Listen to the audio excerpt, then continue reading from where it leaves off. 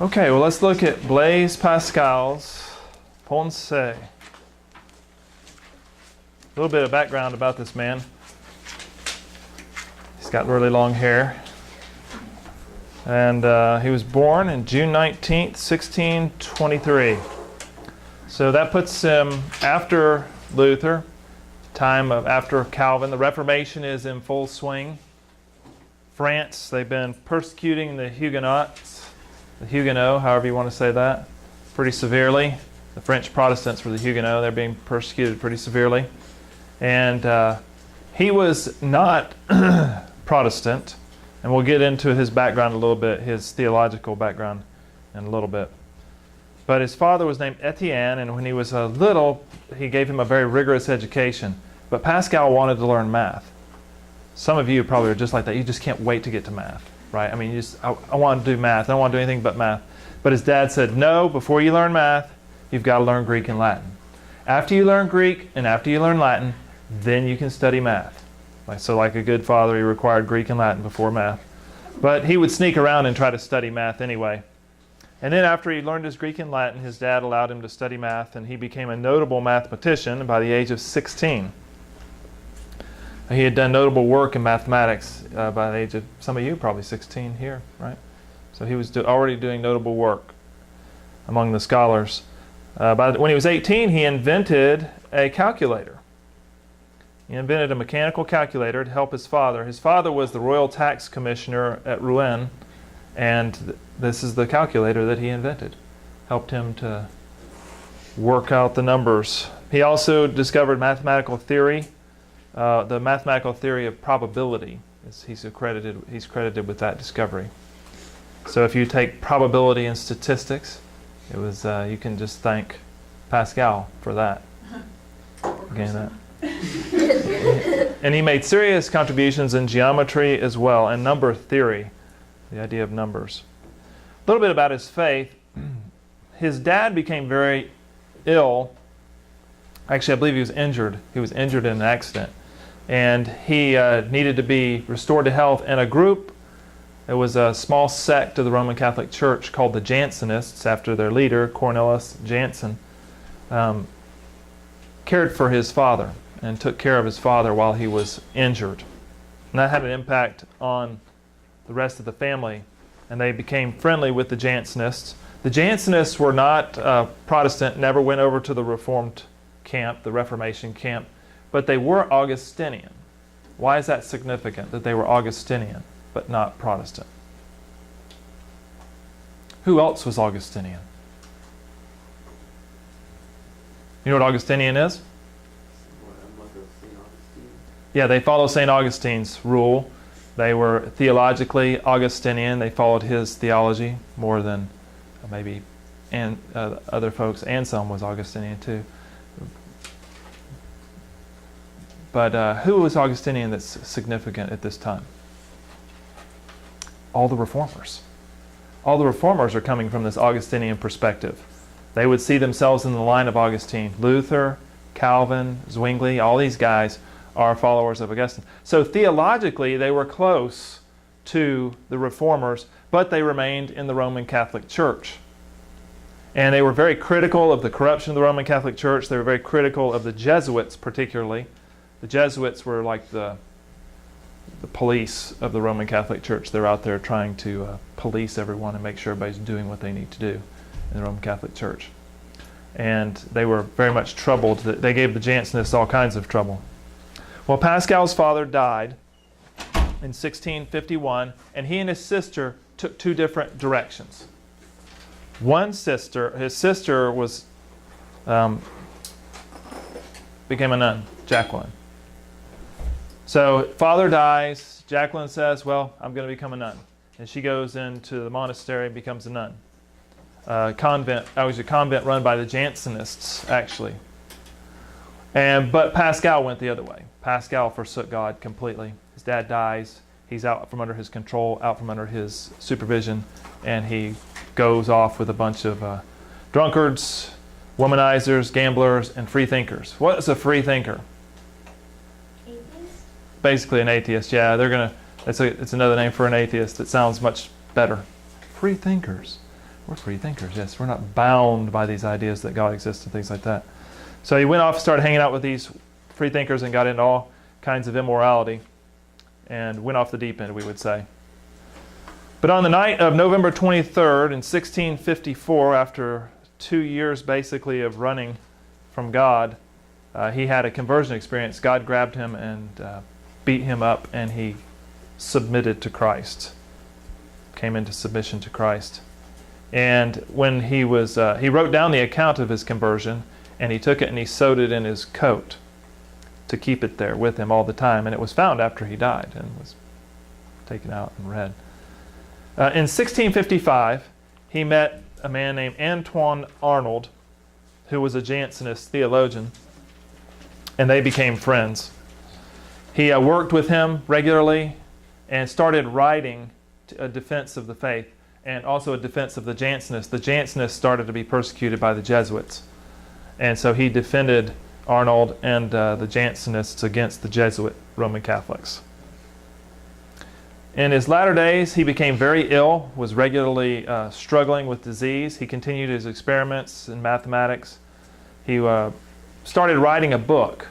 It was going to be an apologetic of the Christian faith. It was going to be a defense of the faith. And the book was never finished. He died before it was complete, died August 17, 1662, without finishing the book. But his relatives went into his stuff, started going through his things, and found all these bundles of notes. He would scatter them. He would write down notes and he'd stick them in bundles according to topic. And that's how he was writing his book. He was going to eventually bring it together in a book. And so they took it and they tried to put it together, but that's where you get Pensees. It was published in 1670. It was just a collection of the notes that he had that were supposed to be used for this book that he was going to write and didn't live to write. They published it, and then you just read it. Or we read segments of it, not the whole thing. So we're going to, a reason I read the whole thing at the beginning, you were supposed to have read it all, or at least all the sections that I told you to read, because we're going to skip around and go topically through it. And we're going to actually begin towards the end with Pascal's wager and his efforts to defend the faith. Let's look at his wager. This is probably one of the most famous parts of this book. He says, either God is or he is not. But to which side shall we incline? Reason can determine nothing here. There is an infinite chaos that separates us. At the extremity of this infinite distance, a game is being played in which heads or tails will turn up. This is his probability. He's a mathematician who thinks in terms of probability. Okay, at this infinite distance, a game is being played which heads or tails will turn up. Which one? How will you wager? You must wager. It is not optional. Let us weigh the gain and the loss in calling heads that God exists. Let us assess the two cases. If you win everything. If you lose nothing. Wager then without hesitation that he exists. So that's his famous wager. Well, is this argument convincing? Or what does it convince us of? He says we should wager that God exists. We should live our lives counting on the fact of God's existence.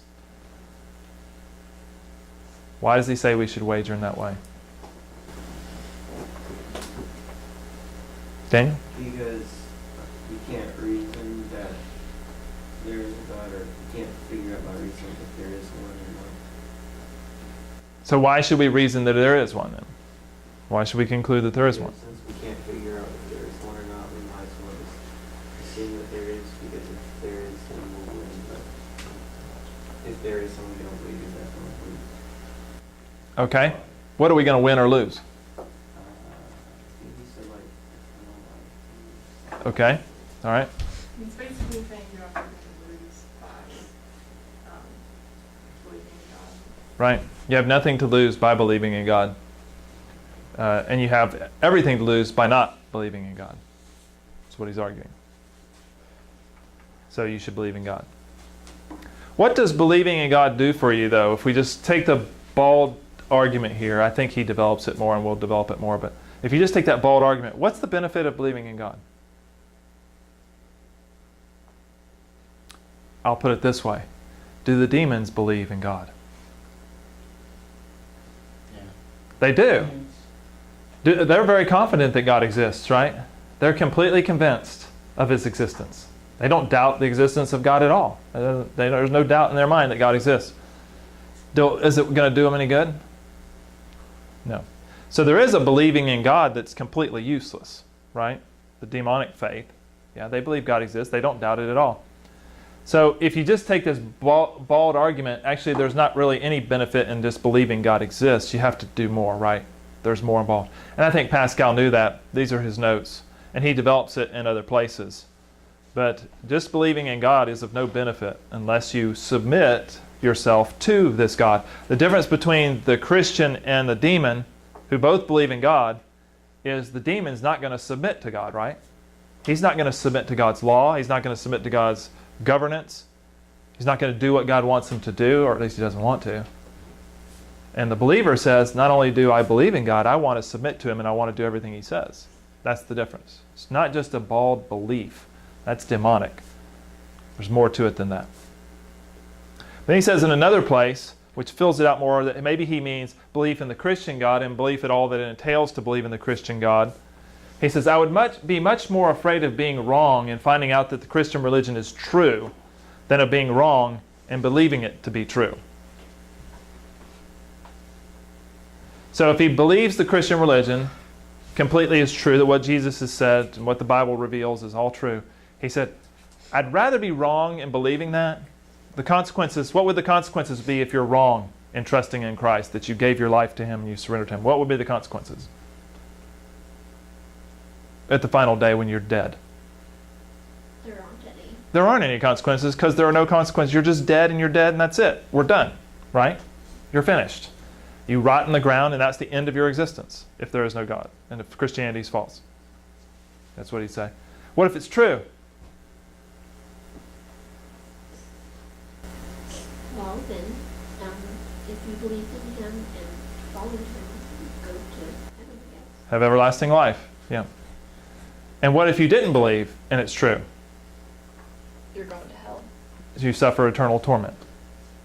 So his reasoning, his probability, he says, seems to me the wise thing to do, just on the looking at the consequences here, the wise thing to do is to believe Christianity is true. Because I'd much rather be wrong about Christian religion than being true, than being wrong and believing, than being wrong and believing it's not true. Does that make sense? Did I fuzz things up there with that statement? So if you're wrong, you're dead. And you believed it and you were wrong, you're dead. If you didn't believe it and it's true, you suffer forever. And it was not worth it. So that's part of his argument. That's the famous Pascal's wager. He also argues in an interesting fashion. Apparently there are people saying, because false religions exist, therefore there must not be any true religion. Think about that. False religions exist, therefore there's no true religion? Does that follow? Now he says it's actually the opposite. The false religion is the proof that the true religion exists. It would not be possible that men should have imagined so many false religions if there had not been a true one. If it would not be possible that there should be so many false miracles if none were true. Not so many false revelations if none were true, nor so many false religions if there were not a true one. For if there had never been any of this, it's almost impossible. Again, he's dealing in probabilities. It's almost impossible that men should have imagined it. And still more impossible that so many others should have believed it. So again, he's arguing in probabilities. You can tell he's the mathematician of probability. Not dealing in certainties here, just probabilities. So he's saying the presence of false religions makes it probable that there must be a true religion. Well, is this argument convincing? There's a pleasant example of false religion.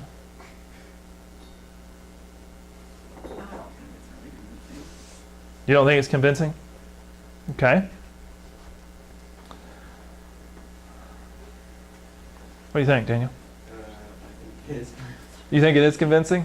Yeah, just because since people fell from the verse, they're still created with knowledge of the eternal, and in their hearts still be one that honors some kind of superior being, I guess. Uh-huh. Who would have who would have ever thought of this idea of religion in the first place if there wasn't a true one? You just don't. There was a true one, and then people started to distort it and warp it. The real one, he says. Could you argue that we would have worshipped ourselves no matter what? Could you argue that? No. That we would have without the fall? Without any true religion, man still would have worshipped himself.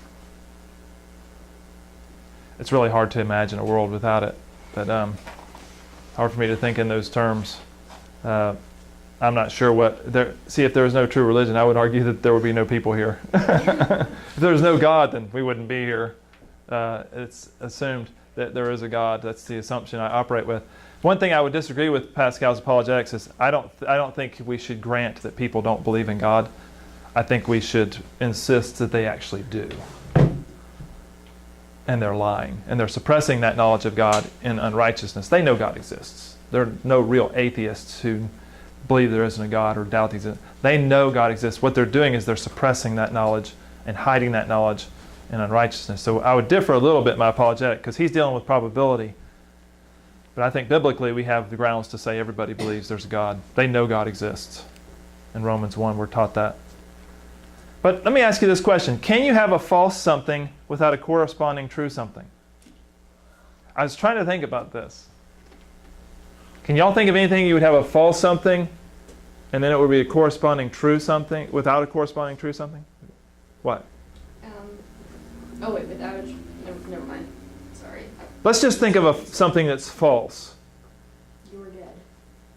Okay, the corresponding truth would be I'm alive, right? Yes, go ahead. It's a cat wearing a dog costume and trying to fake a dog. I know that's random. Okay, a cat wearing a dog costume trying to pretend to be a dog. So it's a false dog, which assumes what? That there's a true dog. That there's a true dog. Can anybody think of something? I thought for a while on this, I could not think of anything. Maybe one of you can. Yes? It's kind of like how we say there's no such thing as darkness, there's just the absence of light. Right? It seems kind of similar. Uh-huh, yeah. But usually, if we say something is false, calling something... That's exactly what I was thinking. What'd you say? Unicorns? What? Okay, a unicorn is a mythical creature. To a horse, and you're like, this is a unicorn. Then where's the true But it's unicorn? not a true unicorn. And Why there can't are- you have a false unicorn? Because there isn't. There's no true unicorn. We just think that though. But if we I like think put there a are. horn on a horse... Okay, yeah, you could have a false unicorn by putting a horn on a horse, and we say that's a false unicorn. Why? No, we would be convincing people that it was But a there's no true such thing as unicorn. a true unicorn. Are you sure? Well, there might be in People's Revelation. imagination. But it might not actually exist. A true unicorn might not actually exist, is what you're saying. So we can imagine things, we can imagine mythical creatures, right? Why would somebody make up the unicorn if there wasn't a real unicorn? Maybe Make it's a money? distortion of a real. Well, there's an interesting thing about that. We can imagine mythical creatures, but what are they usually? They're usually combinations of others, right? You think about, you got the man with the bull's head and the human body. Well, he's a mythical creature, right? He doesn't really exist. What's he called? The Minotaur. So the Minotaur, he's mythical, but what have we made him up of? Real. So, well, think about that. There might be a way to do it, but I couldn't think of anything that was exact. Usually if something's false, it assumes that there's something true. That's why we say it's false. Now, he talks about love. Got to talk about love. Love is so, so important, isn't it? No singing love songs, please. Okay, love. It's love.